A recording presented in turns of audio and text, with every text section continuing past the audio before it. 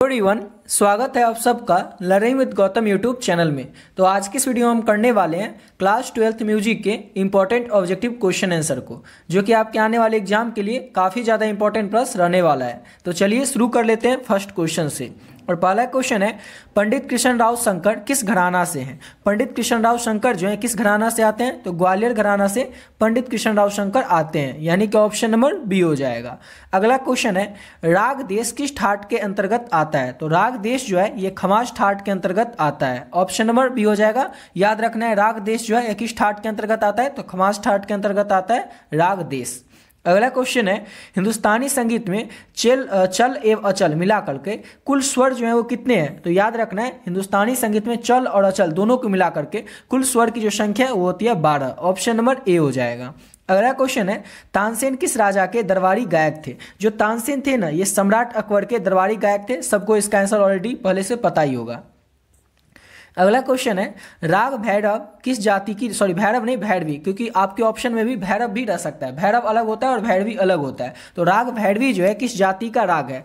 तो ऑप्शन तो इसमें दिया नहीं है, इसलिए ऑप्शन हो जाएगा इसका डी, इनमें से कोई नहीं। और याद रखना है, जैसे ही क्वेश्चन में भैरव रहे या भैरवी रहे तो उसको अच्छे से देख लेना है कि भैरव पूछ रहा है कि भैरवी पूछ रहा है। अगला क्वेश्चन करते हैं और नेक्स्ट क्वेश्चन है, किस राग में कोमल रौ प्रयुक्त होता है? कौन से राग में कोमल रौ प्रयुक्त होता है? तो भैरव राग में कोमल रौ प्रयुक्त होता है, ऑप्शन नंबर ए हो जाएगा।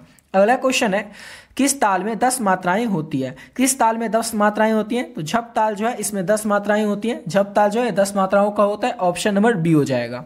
अगला क्वेश्चन है, नाद के कितने प्रकार हैं? नाद कितने प्रकार का होता है? तो नाद जो है 2 प्रकार का होता है, ऑप्शन नंबर बी हो जाएगा।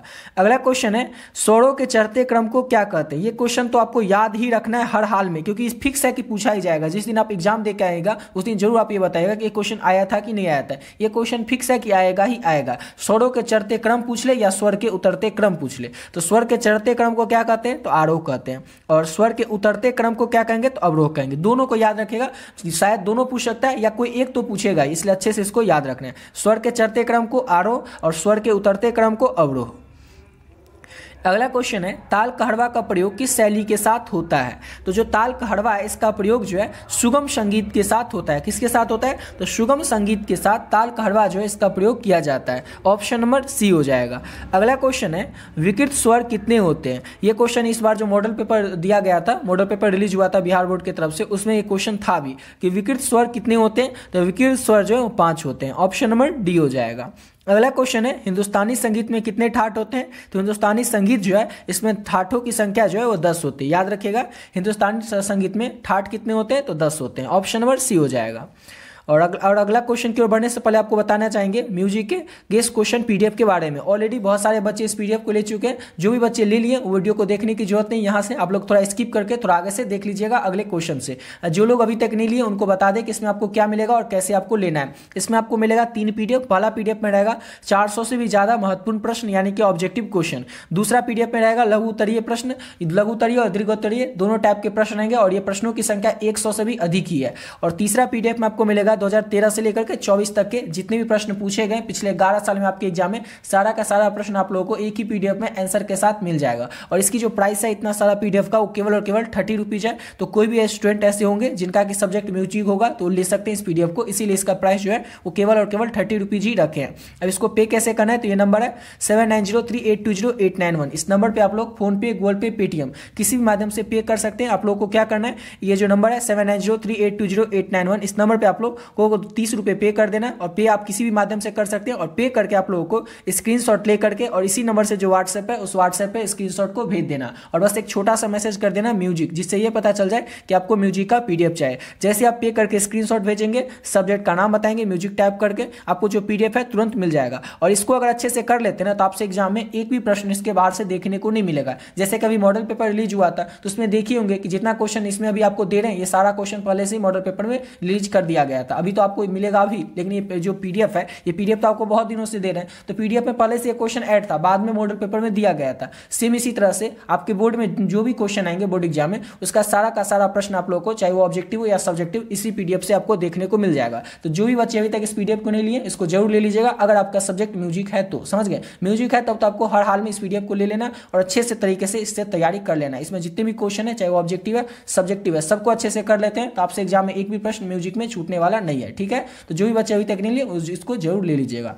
अब आते हैं अपने अगले क्वेश्चन पे, और अगला क्वेश्चन है हमारा नेक्स्ट क्वेश्चन, राग देश की जाति क्या है। राग देश जो है किस जाति का है, तो औंधव संपूर्ण जाति का राग देश है, यानी कि ऑप्शन नंबर ए हो जाएगा। अगला क्वेश्चन है, राग केदार किस ठाट के अंतर्गत आता है। तो राग केदार जो है ना ये कल्याण ठाट के अंतर्गत आता है, ऑप्शन नंबर ए हो जाएगा। नेक्स्ट क्वेश्चन है, ध्रुपद में कितनी वाणियां हैं। ध्रुपद जो है इसमें वाणियां कितनी होती है, तो ध्रुपद में 4 वाणियां होती हैं, ऑप्शन नंबर बी हो जाएगा। अगला क्वेश्चन है, भैरवी राग का समवादी स्वर क्या होता है। तो भैरवी राग जो है इसका समवादी स्वर याद रखना है सा होता है। क्या होता है भैरवी राग का समवादी स्वर, तो सा होता है भैरवी राग का समवादी स्वर, ऑप्शन नंबर ए हो जाएगा। अगला क्वेश्चन है, ग्रंथ नाट्य शास्त्र जो है इसके लेखक कौन है। तो भरत मुनि जो है ये ग्रंथ नाट्य शास्त्र के लेखक हैं, यानी कि ऑप्शन नंबर बी हो जाएगा। अगला क्वेश्चन करते हैं, और नेक्स्ट क्वेश्चन है, किस राग में गौ और नी जो होता है कोमल और बाकी स्वर जो होते हैं वो शुद्ध लगते हैं। काफी, बिलावल, खमाज या कल्याण में। तो काफी राग में क्या होता है, गौ और नी जो होता है कोमल लगता है और बाकी स्वर जो होता है वो शुद्ध लगते हैं, यानी कि ऑप्शन नंबर ए हो जाएगा। अगला क्वेश्चन है, हिंदुस्तानी संगीत में कितने ठाट होते हैं। तो आपको ऊपर शायद बता ही चुके हैं कि हिंदुस्तानी संगीत में ठाठों की जो संख्या है वो 10 होती है। अगला क्वेश्चन है हमारा, विकृत स्वर कितने होते हैं। तो विकृत स्वरों की जो संख्या है वो 5 होती है, ऑप्शन नंबर डी हो जाएगा। अगला क्वेश्चन है, ध्रुपद में कितनी वाणियां हैं। ध्रुपद जो है इसमें वाणियां कितनी है, तो ध्रुपद में आपको याद रखना है 4 वाणियां होती है, ऑप्शन नंबर बी हो जाएगा। अगला क्वेश्चन है, राग यमन किस ठाट के अंतर्गत आता है। तो राग यमन जो है ये कल्याण ठाट के अंतर्गत आता है, याद रखिएगा। राग यमन जो है किस ठाट के अंतर्गत आता है, तो कल्याण ठाट के अंतर्गत आता है राग यमन। अगला क्वेश्चन है, राग भैरव का वादी स्वर क्या, यहाँ पर संवादी नहीं है वादी। तो राग भैरव का वादी स्वर क्या होता है। तो याद रखना है राग भैरव जो है इसका वादी स्वर जो है धौ होता है, ऑप्शन नंबर बी हो जाएगा। अगला क्वेश्चन है, ख्याल के कितने प्रकार हैं। ख्याल जो है कितने प्रकार का होता है। तो याद रखना है ख्याल जो है ये 2 ही प्रकार का होता है, ऑप्शन नंबर इसका ए हो जाएगा। अगला क्वेश्चन है हमारा, श्रुतियाँ कितनी होती हैं। तो याद रखना है श्रुतियाँ जो है ये 22 होती है। ये क्वेश्चन बहुत ही ज़्यादा इंपॉर्टेंट है, ये फिक्स है, ये भी पूछा ही जाएगा। जैसे ऊपर आपको आरोह और अवरोह वाला बताए थे कि फिक्स ये पूछा ही जाएगा, वैसे ये भी इंपॉर्टेंट है, इसको याद रखिएगा। श्रुतियाँ कितनी होती है, तो 22 होती है। अगला क्वेश्चन है, संपूर्ण जाति में कितने स्वर लगते हैं। तो संपूर्ण जाति में आपको पता ही होगा 7 स्वर लगते हैं, ऑप्शन नंबर सी हो जाएगा। अगला क्वेश्चन है हमारा, राग यमन किस ठाट के अंतर्गत आता है। राग यमन जो है किस ठाट के अंतर्गत आता है। तो राग यमन जो है कल्याण ठाट के अंतर्गत आता है, ऑप्शन नंबर ए हो जाएगा। अगला क्वेश्चन है, राग मलकौस की जाति क्या है। राग मलकौस जो है किस जाति का है। तो औंधव जाति का राग है राग मलकौस, यानी कि ऑप्शन नंबर ए हो जाएगा। अगला क्वेश्चन है, हारमोनिया जो है किस वर्ग का वाद्य है। यानी कि हारमोनिया किस वर्ग का वाद्य यंत्र है। तो सुषुरी वर्ग का वाद्य यंत्र है हारमोनिया। किस वर्ग का है, तो सुषुरी वर्ग का वाद्य यंत्र है हारमोनिया, यानी कि ऑप्शन नंबर बी हो जाएगा। अगला क्वेश्चन है, उस्ताद बिस्मिल्लाह का कौन सा वाद्य यंत्र बजाते थे। तो उस्ताद बिस्मिल्लाह का जो थे ये शहनाई के लिए विश्वविख्यात थे, यानी कि पूरे वर्ल्ड में फेमस थे, ऑप्शन नंबर डी हो जाएगा। उस्ताद बिस्मिल्लाह का कौन सा वाद्य यंत्र बजाते थे, तो शहनाई बजाते थे। अगला क्वेश्चन है, रविन्द्रनाथ टैगोर का जन्म किस प्रदेश में हुआ था। तो रविन्द्रनाथ टैगोर जो थे इनका जन्म हुआ था बंगाल में, ऑप्शन नंबर डी हो जाएगा। अगला क्वेश्चन है, दादरा ताल की खाली किस मात्रा पर होती है। तो जो दादरा ताल है इसकी जो खाली है ये 4थी मात्रा पर होती है, ऑप्शन नंबर ए हो जाएगा।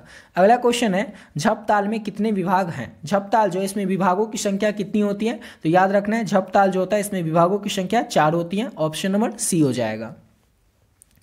और ये तो बता ही दिए कि रविन्द्रनाथ टैगोर का जन्म जो है ये बंगाल में हुआ था, ऑप्शन डी हो जाएगा। और अगला क्वेश्चन है, मियां तानसेन किस राजा के दरबारी गायक थे।